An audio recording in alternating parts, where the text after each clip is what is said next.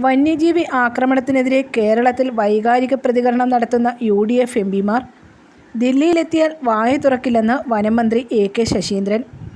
വന്യജീവി പ്രതിരോധത്തിൽ പ്രധാന തടസ്സമായ കേന്ദ്ര വന നിയമത്തിനെതിരെ UDF എംപിമാരുടെ ഇടപെടൽ പുറത്തുവിടാൻ അവരെ വെല്ലുവിളിക്കുകയാണെന്നും മന്ത്രി പറഞ്ഞു.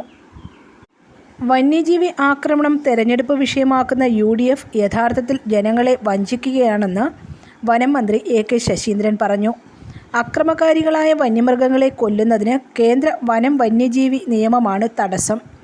വന്യജീവി ആക്രമണത്തിന് ഇരയാകുന്നവർക്കുള്ള നഷ്ടപരിഹാരത്തിൻ്റെ കാര്യത്തിലും കേന്ദ്രം തെറ്റിദ്ധരിപ്പിക്കുകയാണ്. സംസ്ഥാന സർക്കാർ മലയോര കർഷകർക്ക് വേണ്ടി സാധ്യമായതെല്ലാം ചെയ്യുന്നുണ്ട്. കേന്ദ്രത്തിനെതിരെ ഒരക്ഷരം മിണ്ടാതെ കേരള സർക്കാരിനെതിരെ ജനവികാരം തിരിച്ചുവിടാനാണ് UDF ശ്രമിക്കുന്നത്.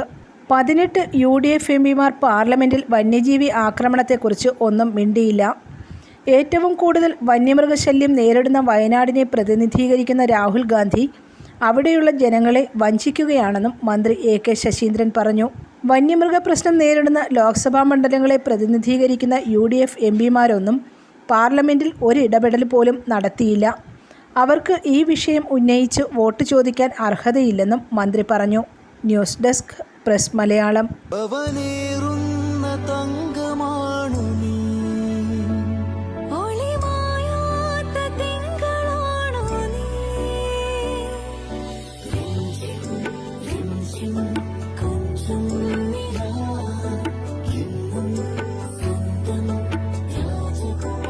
Be a Rajakumari.